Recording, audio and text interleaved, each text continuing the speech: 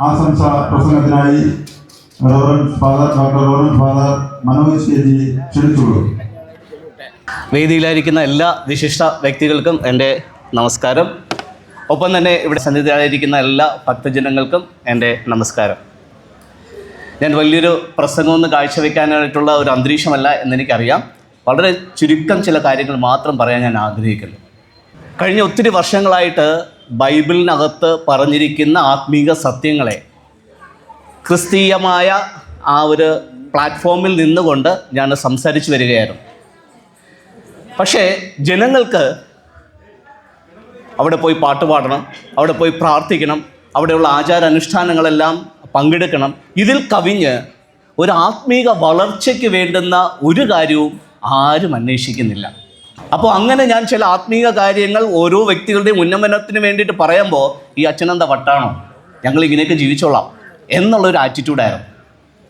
അത് കഴിഞ്ഞിട്ടാണ് ബൈബിളിനകത്ത് പറയുന്ന ആത്മീക പൊരുളും വേദങ്ങൾ പറയുന്ന ആത്മീക പൊരുളുമെല്ലാം ഒന്ന് തന്നെയാണെന്ന് മനസ്സിലാക്കിയിട്ട് ഞാൻ അങ്ങനെയുള്ള കാര്യങ്ങൾ മനസ്സിലാക്കാനും പഠിക്കുവാനുമായിട്ട് ഒത്തിരി കാര്യങ്ങൾ ഈ സമയത്ത് ചെയ്തു വരുന്നത്. അതിൻ്റെ ഭാഗമായിട്ട് ഞാൻ 1.5 വർഷം മുമ്പ് ശബരിമല പോയി. വീണ്ടും ഞാൻ 20-ാം തീയതി ശബരിമല പോകാൻ ആഗ്രഹിക്കുന്നു.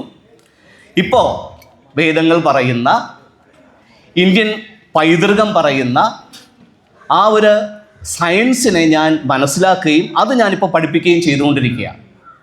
എനിക്കൊരു യൂട്യൂബ് ചാനലുണ്ട്, ലൈഫ് ഗിവിങ് ന്യൂസ് എന്ന അതിൻ്റെ പേര്.